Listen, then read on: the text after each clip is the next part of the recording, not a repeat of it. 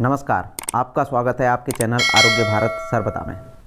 तो आज की वीडियो में हम जानेंगे, जैसे कि आपने सुना होगा, जैसे कि आपने कई बार बहुत सारे लोगों से सुना हुआ कि पिछले जन्म में किए हुए बुरे कर्मों की वजह से और जो वर्तमान जन्म आपको मिला उसमें विभिन्न प्रकार की आपको शारीरिक व्याधियाँ हो जाती हैं। एक्चुअली ऐसा है भी, इसीलिए आयुर्वेद में विभिन्न प्रकार की आध्यात्मिक क्रियाएं भी बताई। जैसे किसी को किसी रोग के संबंध में उससे पश्चाताप करने के लिए विभिन्न प्रकार के जप, पाठ, दान, यज्ञ आदि का विधान भी है। तो आज की वीडियो में हम जानेंगे कि कहाँ कहाँ पर लिखा हुआ है और किस किस रोग का किस किस पाप कर्म से संबंध है। मतलब पिछले जन्म में आपसे ऐसा कौन सा कर्म गलत हुआ जिसकी वजह से आपको ये विभिन्न प्रकार की संबंधित बीमारी हुई है। तो इसका उल्लेख बहुत सारी ग्रंथों में मिलता है। तो आज ये जानने का प्रयास करेंगे आज की वीडियो में। वीडियो प्रारंभ करने से पहले यदि आपने इस चैनल को सब्सक्राइब नहीं किया तो इस चैनल को जरूर सब्सक्राइब करें तथा अपने मित्रों के साथ और अपने मित्रों के साथ, अपने परिचितों के साथ इस चैनल को जरूर शेयर करें। इसी प्रकार की अच्छी अच्छी वीडियोस हम यहाँ पे लाते रहते हैं। तो आज की वीडियो में हम जानेंगे कि पिछले किए गए पाप कर्मों से इस जन्म के में जो हमारे शरीर को जो रोग उत्पन्न होते हैं शरीर में, उनका क्या संबंध है, तो हम जानेंगे। तो यहाँ पे लिखा हुआ है, पूर्व जन्म कृतम पापम नरकश्यम परिच्छेय बाधते व्याधि रूपेण तस्य जप्यादिभिः समः। अर्थात धर्मशास्त्रों में निर्दिष्ट किया हुआ है कि जो पिछले जन्म में जो बुरे कर्म जो हो जाते हैं, पाप कर्म, उनकी वजह से वर्तमान में जो अगला जीवन जो मिलता है, जैसे कि जो वर्तमान जीवन है, जो आपने पिछले जन्म में जो बुरे कर्म किए, उनकी वजह से शरीर को विभिन्न प्रकार की व्याधियाँ होती हैं तथा उनका निदान भी होता है, उनका पश्चाताप भी होता है। तो बहुत सारी जगह पर लिखा हुआ है। तो हम रोगों के संबंध में जानेंगे, किस रोग का किस पाप कर्म से क्या संबंध है। सबसे पहले हम बातें आते हैं क्षय रोग यानी कि टीबी।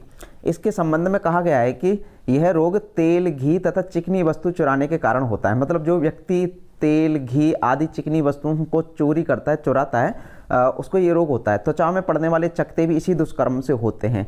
इतना ही नहीं, इस निंदित कर्म से कर्ता को पतित योनियों का भोग भी भोगना पड़ता है। अर्थात जो तेल, घी आदि इस प्रकार के चिकने द्रव्यों को चुराता है, उसको पतित योनियों में, पतित योनि की जो पशु योनियाँ हैं, घृणित पशु योनियाँ, बहुत सारे पशु योनियाँ हैं जो निम्न योनियाँ हैं, वो भी भोगनी पड़ती हैं। अब दूसरे रोग के ऊपर आते हैं, वो है मृगी। मिर्गी जो पड़ती है ना, मिर्गी आपने देखा होगा, मिर्गी के दौरे पड़ते हैं। तो ये बीमारी क्यों होती है? किसी को तो जन्म से ही होती है, तो वो क्यों होती है? उसका कारण है गुरु की ताड़ना करने से तथा गुरु की ताड़ना यानी कि अपने गुरु को मारना, पीटना, उनको मारने वाला जो भी शिष्य जो होता है, वो अगले जन्म में क्या होता है? मृगी का रोगी होता है। जो अपने गुरु को ताड़ता है, पीटता है, मारता है, वो अगले जन्म में रोगी होता है। किसका? मृगी का। तो तथा गोदान से उसकी शांति होती है तथा इसका पश्चाताप भी है। इसमें गोदान करना बताया हुआ है, विविध प्रकार से बताते हैं बहुत सारे लोग, तो उससे इसकी शांति हो जाती है। अब एक है कि जन्मांध। आपने देखा होगा कि बहुत सारे लोग जन्म से अंधे होते हैं। अब इसका क्या रीज़न है? अब इसका कौन सा साइंटिफिक रीज़न आप ढूंढेंगे कि लोग जन्म से अंधे हैं, जन्म से अंधे होते हैं, तो उसके लिए उसका क्या कारण है? इसमें बताएगा, गौतम स्मृति में लिखा हुआ है कि गौवध करने वाला, जो गाय का वध करता है ना, वो जन्म से अंधा होता है। अब आते हैं मांस का गोला। मांस का गोला यानी कि आपने देखा होगा ना, बहुत सारे लोगों को गांठ बन जाती है मांस की। तो वो क्यों बनती है? तो उसमें लिखा हुआ है कि नक्षत्र से जीविका चलाने वाला मांस पिंड का रोगी होता है।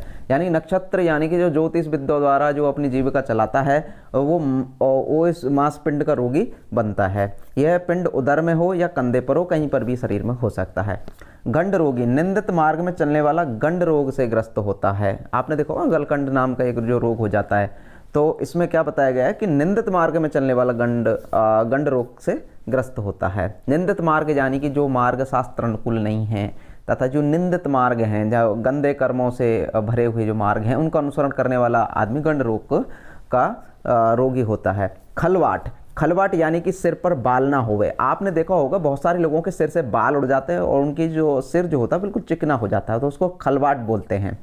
अब खलवाट रोग, और किसी किसी को ये जन्म से ही बाल नहीं होते सर पे। अब खलवाट रोग का क्या कारण बताया गया है? उसमें बताया गया है दुराचार करने वाले को यह रोग होता है। जो दुराचार करते हैं, बुरा आचरण करते हैं, उनको यह रोग होता है। मधुमेह को अंग्रेजी में डायबिटीज़ कहते हैं, आपको सबको पता है, और बहुत अधिकता इस बीमारी की आजकल हो चुकी है। लेकिन धर्मशास्त्र की दृष्टि से देखें तो अनियमित और स्वच्छंद यौनाचार करने से इसका यह रोग होता है। यानी कि जो स्वच्छंद और अनियमित यौनाचार करते हैं उनको यह रोग होता है। इसका प्रायश्चित करने से शांति मिलती है। हाथी पांव रोग, आपने देखा होगा ना, किसी का पांव बहुत तगड़ा हो जाता है, हाथी पांव रोग उसको बोलते हैं। यह रोग अपने गोत्र की स्त्री से गमन करने पर होता है। इसमें लिखा हुआ है सौगत्र समय स्त्रीय भिगामी स्लीपदा, यानी कि जो अपने गोत्र की स्त्री से गमन करता है उसको यह रोग होता है। अब अजीर्ण रोग जिनको खाना नहीं पचता, मतलब अजीर्ण रोग जिनको हो जाता है, भोजन में विघ्न करने वालों को अजीर्ण रोग होता है। भोजन में विघ्न मतलब यदि कोई आदमी भोजन कर रहा है, यदि आप वहाँ पे विघ्न पहुँचाते हैं, उसको खाना खाते समय टोकते हैं, या फिर उसका खाना खाने का जो, जैसे वो खाना खा रहा है शांतिपूर्वक, लेकिन आपने उसका खाना वो खा रहा है ना, तो उसमें विघ्न पहुँचा दिया, मतलब वो खाना खा रहा है और आपने उसको रोक दिया, तो इस प्रकार का ये जो पाप कर्म है, इसको करने से क्या होता है, आपको अजीर्ण रोग होने की संभावना होती है, लिखा हुआ है इसमें। और इसकी शांति के लिए गायत्री मंत्र द्वारा 1 लाख आहुति देने से हो जाती है। इसकी शांति गायत्री मंत्र, ये पाप अगर हो गया तो इस पाप को प्रायश्चित क्या है, 1 लाख गायत्री मंत्र की आहुति देने पर इसका प्रायश्चित हो जाता है। कृमिलोदर रोग यानी कि कृमियां हो जाती हैं, पेट में कीड़े पड़ जाते हैं, इस तरीके। तो इसमें लिखा हुआ रजस्वला या अंतज दृष्टि से दूषित अन्न के भक्षण से पेट में कीड़े होते हैं, इसकी शुद्धि गोमूत्र पान से हो जाती है। इसकी शुद्धि के लिए आप गोमूत्र पान कीजिए, इससे हो जाएंगे, पेट के कीड़े आपके समाप्त हो जाएंगे। श्वास आपने देखा होगा, बहुत से लोगों को श्वास की बीमारी हो जाती है, दमा की बीमारी हो जाती है, ये क्यों होती है? तो इसमें लिखा हुआ कि पीठ पीछे निंदा करने वालों को नरक भोगने के बाद श्वास रोग होता है, यानी कि पीठ पीछे, इसके संबंध में लिखा हुआ है कि जो पीठ पीछे निंदा करता है, जो बुराइयां करता है किसी की भी, तो उसको ये रोग होता है। सूल रोग, दूसरों को दुख देने वाला सूल रोगी होता है, जो दूसरों को दुख पहुंचाता है किसी भी प्रकार से, वह सूल रोगी होता है, और उसे अन्नदान और रुद्र जप करना चाहिए। इसका प्रायश्चित क्या है? अन्नदान और रुद्र जप, ठीक है। शूली परतापेन जायते तत्प्रमोचनम सो अन्नदानम प्रकुर्वितम तथा रुद्रम जपे नरः, ऐसा इसमें वर्णित है। रक्तसार रोग के आपने देखा होगा, रक्त अतिसार रोग बहुत सारे लोगों को हो जाता है, यानी कि ब्लड उनका जाता है, जब उनको स्टूल में ब्लड जाता है, या बहुत सारी तरह की बीमारी, रक्त संबंधी बीमारी, रक्त अतिसार रोग इसको बोलते हैं। वह रोग वन में आग लगाने वाले को होता है। यह रोग किसको होता है? जो लोग जंगलों में वैसे ही आग लगा देते हैं तथा जंगल जल जाता है, तो वहाँ पे बहुत सारे जीव जंतुओं की हत्या भी हो जाती है, तो जंगल को जलाना एक प्रकार का महापाप भी है, तो उसको ये रोग होता है, रक्त अतिसार इसको रोग होता है, उसका ये कारण है। भगंदर और बवासीर, आपने देखा होगा बहुत सारे लोगों को भगंदर होता है और बवासीर होता है, तो वो क्यों होता है? ये दारुण रोग देव मंदिर, ये दारुण रोग, ध्यान से सुनिएगा, ये दारुण रोग, दारुण यानी कि बहुत ही दुखदायी रोग है, ये दर्दपूर्ण रोग है। यह दारुण रोग देव मंदिर तथा पुण्य जल में एक बार भी मूत्र अवस्था त्यागने से होता है, यानी कि जो पवित्र स्थान हैं, जैसे कि मंदिर हैं, पवित्र जलाशय हैं, वहाँ पे ना मूत्र त्याग करने से या मल त्याग करने से ये रोग होता है, क्योंकि ये एक निंदनीय और पाप कर्म है। जैसे किसी भी आप आस्था वाली जगह पे, पवित्र स्थान पे अगर मूत्र त्याग करते हैं या मल त्याग करते हैं, उनको दूषित करते हैं, उन जलाशयों को या उन पवित्र स्थानों को, मंदिरों को, जहाँ पे भी पूजा पाठ इत्यादि पुण्य कर्म किए जाते हैं, स्नान आदि किए जाते हैं, तो आपको बवासीर व भगंदर होता है। इसमें लिखा हुआ है सुरालये जले वापी सकर्णमूत्रम करोति ये गोदारोगो भवेत तस्य पाप रूपम सुदारुणः। अब आगे बढ़ते हैं। जलोदर यानी कि प्लीहा रोग किनको होता है? स्त्री के गर्भ गिराने वाले को यकृत प्लीहा से संबंधित रोग और जल रोग होते हैं। लकवा यानी कि पैरालाइसिस हो जाता है ना, आपको देखा होगा, लकवा यानी पक्षाघात, पैरालाइसिस हो जाता है बहुत सारे लोगों को। सभा में पक्षपात करने वालों को पक्षाघात होता है, यानी कि कहीं पे सभा बैठी हुई है और वहां पे आप पक्षपात कर रहे हैं। पक्षपात का मतलब आप सही या गलत का निर्णय ना लेकर, आप ये ना देखकर कौन सही कौन, आप विशुद्ध रूप से किसी व्यक्ति का पक्ष लिए जा रहे हैं या किसी मत का पक्ष लिए जा रहे हैं, तो इस पाप से जो हानि होती है दूसरे को, ये जो पाप कर्म जो होता है, उससे क्या होता है, आपको पक्षाघात होने की संभावना रहती है तथा पक्षाघात होता है, ऐसा बताया गया है। उसे चाहिए कि वह सात्विक ब्राह्मणों को 12 बार तोला स्वर्ण दान देकर प्रायश्चित करे, ऐसा लिखा हुआ है। सभायाम पक्षपाती च जायते पक्षघातवान निष्क्रय संयमत हेम च दधात सत्यवर्ती नाम, ऐसा उसमें वर्णन किया गया है इसके विषय में। अब आते हैं कि नेत्र रोग किसको होता है। नेत्र रोग के विषय में बात करते हैं। यह रोग रांगा चुराने वाले को होता है। रांगा आपने देखा होगा, जो रांगा जो चुराता है उसको ये रोग होता है। वह उसका प्रायश्चित क्या है? वह एक दिन उपवास करके 400 भर रांगा दान करे। मधु चुराने वाले को भी ये नेत्र रोग होता है। मधु यानी कि शहद चुराने वाले को भी नेत्र रोग होता है, इसलिए वह मधु धेनुका का दान करे तथा वह मधु दान करे, इसका ये प्रायश्चित है। अब खुजली के पीछे भी एक कारण है। यह रोग तेल चुराने से होता है। जो लोग तेल की चोरी करते हैं ना, उनको खुजली हो जाती है, खाज हो जाती है। इसकी शांति के लिए ना एक दिन उपवास करें तथा 2 घड़े तेल दान करें, ऐसा बताया गया है। अब संग्रहणी रोग बहुत लोगों को हो जाता है। यह रोग नाना प्रकार के द्रव्य चुराने से होता है। नाना प्रकार के द्रव्य में किसी भी प्रकार का, किसी का अन्न है, जल है, सोना है, मतलब किसी भी प्रकार का द्रव्य आप चुराते हैं तो उस निंदनीय और पाप कर्म से यानी कि चोरी करने से आपको संगृहणीय रोग होता है। अब आते हैं कुबड़ा। कुबड़ा किसको होता है? पापी व्यक्ति यानी कि आगम्य गमन से दूसरे जन्म में कुबड़ा होता है। आगम्य गमन का मतलब होता है जो पथ अनुकरण करने योग्य नहीं है, जाने योग्य नहीं है, तथा उन पथों का जीवन में अगर कोई अनुसरण करता है तो उसको आगम्य यानी कि कुबड़ा वो होता है, कुबड़ रोग उसको होता है। आपने देखा होगा कुबड़ जो निकल जाता है वो रोग होता है। अब आते हैं प्रमेह रोग। प्रमेह रोग, यह रोग तपस्विनी के साथ गमन करने से होता है। यह प्रमेह रोग उनको होता है जो तपस्विनी के साथ गमन करते हैं तथा इसकी शांति का 1 मास तक रुष्टाध्यायी पाठ करने से और तथा स्वर्ण दान करने से इसका प्रायश्चित बताया गया है। अब आते हैं हृदय वर्ण। यह रोग अपने गोत्र जाति की स्त्री से गमन करने से उत्पन्न होता है।